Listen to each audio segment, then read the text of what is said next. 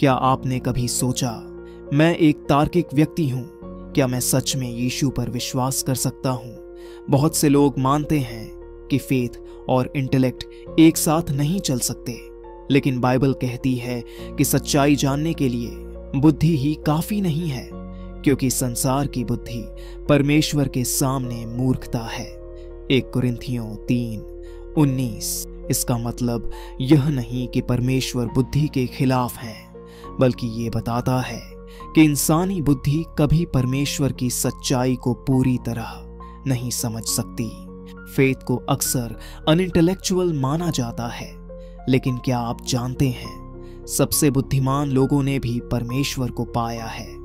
यहोवा का भय ज्ञान का मूल है। नीति वचन 9:10। असली ज्ञान तब शुरू होता है जब आप परमेश्वर को पहचानते हैं। महान वैज्ञानिकों और दार्शनिकों ने भी यही कहा।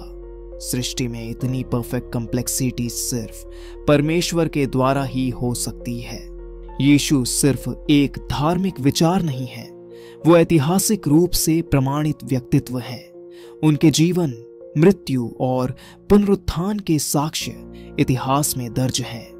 यीशु ने कहा, मैं मार्ग, सत्य और जीवन हूं, मेरे द्वारा बिना कोई पिता के पास नहीं आता। यूहन्ना 14:6। आप कितने भी बुद्धिमान क्यों न हो, एक सवाल हमेशा रहता है, जीवन का असली मकसद क्या है? और इसका जवाब सिर्फ यीशु में है। फेथ कोई ब्लाइंड लीप नहीं है, ये एक कॉन्शियस चॉइस है। आप तर्क वितर्क कर सकते हैं, लेकिन आखिरकार आपको चुनना होगा। क्या आप परमेश्वर की सच्चाई को स्वीकार करेंगे? विश्वास प्रमाणित वस्तुओं का निश्चय और अनदेखी वस्तुओं का प्रमाण है। इब्रानियों 11:1।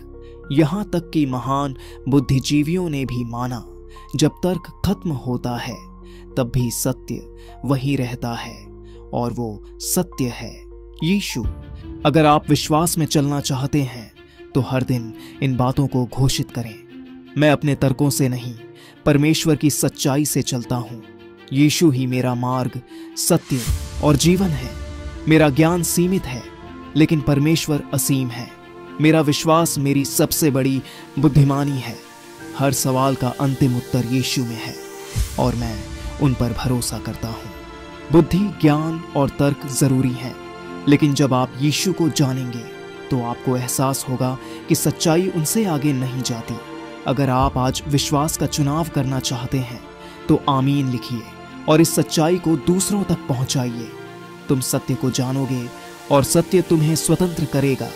यूहन्ना 8:22। और ऐसे और भी गहरे सच्चे संदेशों के लिए सब्सक्राइब करें।